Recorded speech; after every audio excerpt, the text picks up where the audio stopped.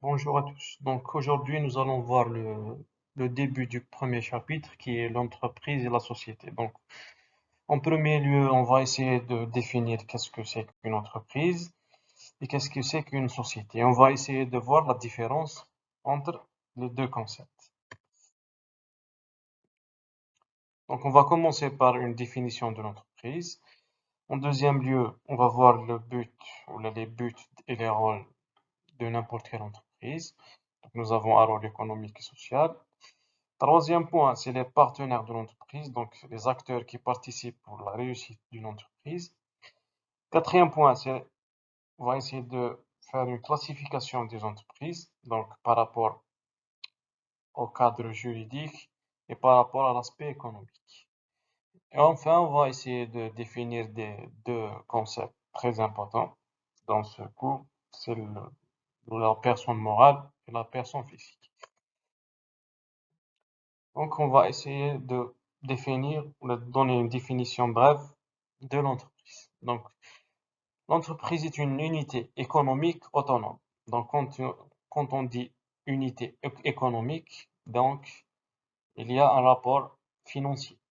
Donc, soit l'entreprise consomme de l'argent, bien sûr, a un objectif, donc c'est de rentrer de l'argent.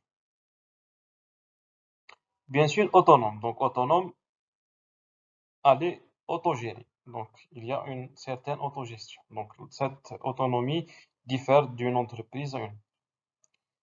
Donc, cette unité économique dispose de moyens humains, donc les ressources humaines, doit avoir des ressources humaines, bien sûr, et matériels, le côté technique, qu'elle combine en vue de produire des biens et des services. Donc, l'objectif, donc, soit la production des biens ou là des services. Donc, soit l'objectif, c'est d'avoir quelque chose de matériel ou bien des matériels, comme les services, destinés à la vente. Donc, l'entreprise ou la société doit vendre son produit, que ce soit matériel ou immatériel. Donc, pour rentrer dans la définition et dans l'aspect économique du concept.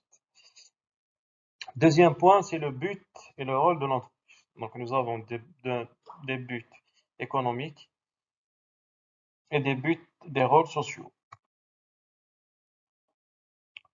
Concernant le rôle économique, donc, l'entreprise a un rôle de production et de service. Donc, elle doit produire, que ce soit des choses matérielles et immatérielles. Elle a un rôle d'innovation, donc elle doit constamment améliorer ses méthodes de production et chercher à découvrir de nouveaux biens et services. Donc elle doit toujours améliorer le procédé de production et bien sûr la qualité du produit final. Elle est aussi un moteur essentiel du progrès technique des entreprises qui contribuent à ce progrès technique à travers le monde. Et enfin, cette entreprise joue un rôle de création de richesses. Donc, elle crée des richesses par la création de l'emploi ou là trouver des solutions pour des problématiques bien déterminées. Pour le rôle social, donc cette entreprise est une source de progrès technique. Le progrès technique améliore constamment le côté social des utilisateurs ou des consommateurs de ce produit. Elle participe à des campagnes d'intérêt national comme le financement d'associations, aide aux familles nécessiteuses, les forages, les puits, l'ouverture des pistes, etc. Donc elle a un rôle d'intérêt national et général. L'entreprise joue aussi un rôle important dans l'éducation, donc par exemple la formation professionnelle pour l'insertion professionnelle et bien sûr les promotions. Les promotions de ses employés, mais aussi l'accueil des stagiaires, donc l'étudiant, bien sûr l'étudiant, l'élève, doit avoir des stages au cours de son parcours d'enseignement. Donc l'entreprise accueille ces stagiaires. C'est tout à fait logique. Les activités de sponsoring, telles que les clubs sportifs, activités scientifiques, organisation des festivals, célébrations et autres activités sociales, et d'autres associations. Donc, ces activités ou ces contributions d'entreprise, donc, c'est comment dirais-je, donc, c'est le rôle social le plus important donc, dans ce processus. Donc, l'entreprise, qu'est-ce qu'elle gagne, par exemple, en matière, si elle sponsor des clubs scientifiques et d'associations? Donc, elle a donc des réductions, là, par rapport à l'imposition, donc par rapport aux impôts. Troisième point, donc c'est les partenaires de l'entreprise. Donc l'entreprise ne peut pas travailler seule, donc elle doit avoir des partenaires ou là des, des acteurs qui contribuent à la réussite de cette entreprise.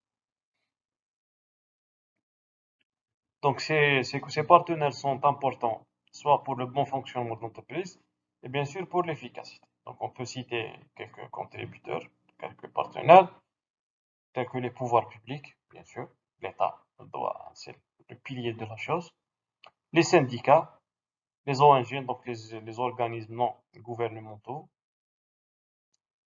les actionnaires, donc pour quelques types d'entreprises, nous avons des actionnaires, les fournisseurs, que ce soit donc pour la matière première, pour les consommables, etc., les collaborateurs de tout genre, les riverains, donc l'environnement immédiat de l'entreprise, et bien sûr, le partenaire le plus important, c'est les clients. Donc, je dois satisfaire le besoin de mes clients. On va essayer de détailler quelques partenaires très importants. Premièrement, les fournisseurs. L'entreprise ne peut pas travailler sans matière première, sans consommable. Qui fournit ses besoins? Donc, c'est les fournisseurs. Donc, cette entreprise a besoin de matières premières qu'elle se les procure auprès de ses fournisseurs. Si on prend l'exemple d'une entreprise de travaux publics ou de génie civil, elle doit, elle doit acquérir du ciment, des briques, de l'acier, etc. Donc les fournisseurs, c'est eux qui assurent ses besoins. Deuxième partenaire, c'est les prestataires de services. Donc il y a des entreprises qui, qui donnent un service. Donc les prestataires de services les plus connus, donc c'est le transport. Donc l'entreprise, si elle n'a pas de, de camions, de moyens de transport, elle doit faire appel à des prestataires de services de transport pour assurer l'acheminement de ces produits. Nous avons aussi l'assurance.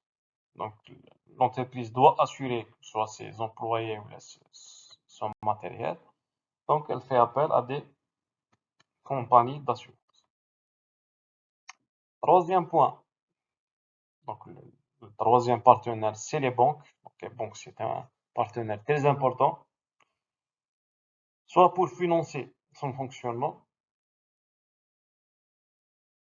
ou là pour d'éventuels critiques, pour lancer des projets. Donc, soit pour le début, pour lancer mon projet.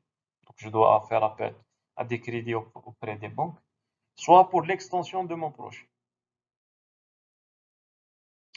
Quatrième partenaire, c'est l'administration. L'administration, on ne peut pas s'en passer de l'administration. Il y a de la paperasse à faire, etc. On doit obligatoirement, impérativement passer par l'administration. Donc l'entreprise doit verser des impôts, par exemple, et des taxes à l'État et les communes. Nous avons les organismes sociaux, tels que la CNAS, CACOBAT, CASNUS. Donc, ces entreprises doivent verser des cotisations sociales. Donc, c'est un exemple de l'administration. Cinquième partenaire, donc c'est un partenaire très important, c'est les clients. Donc, cette entreprise vend sa production à ses clients. Le seul but de l'entreprise est de satisfaire les besoins du client à travers lui, les besoins de la société tout entière. Donc, je pense que c'est le pilier ou le partenaire le plus important dans ce processus.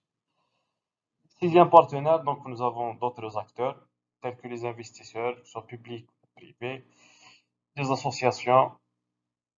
Donc, l'entreprise doit travailler avec les associations, que ce soit pour la protection de l'environnement, pour l'association des associations culturelles, etc.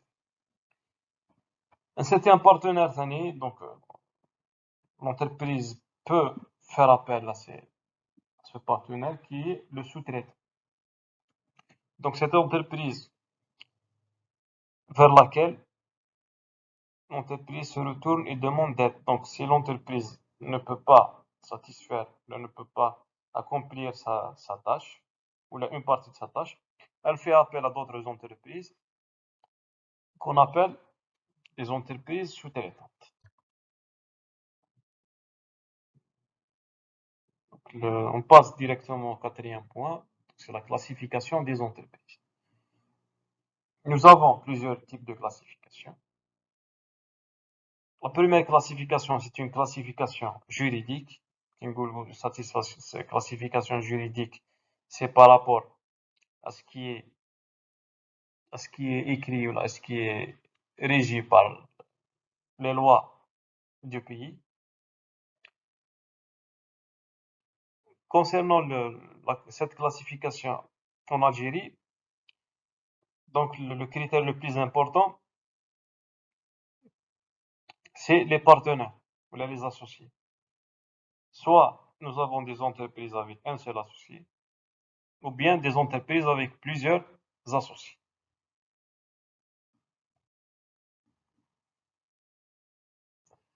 Donc nous trouvons deux catégories essentielles. Donc nous avons des entreprises unipersonnelles, donc gérées par une seule personne et un seul associé. Des entreprises pluripersonnelles, donc gérées par deux ou plusieurs associés. Bien sûr, cette classification, nous la trouvons dans la législation fiscale algérienne, bien sûr selon le ministère du Commerce. Pour détailler cette classification, nous avons deux grandes familles, comme on a dit. Chaque grande famille, nous avons des types d'entreprises. Donc, concernant l'entreprise unipersonnelle, donc elle est gérée par une seule personne, nous avons trois types d'entreprises. Nous avons l'entreprise individuelle à responsabilité limitée, et l'entreprise unipersonnelle à responsabilité limitée. Pour les entreprises pluripersonnelles, donc elle est gérée par plus d'une personne, donc deux personnes ou plus. Nous avons des sociétés par action, des sociétés SARL, donc sociétés à responsabilité limitée. Nous avons des SCS, donc c'est des sociétés en commandite simple, et des SNC, des sociétés en nom collectif. Donc on va détailler ces types d'entreprises dans la prochaine vidéo, Inch'Allah. Donc,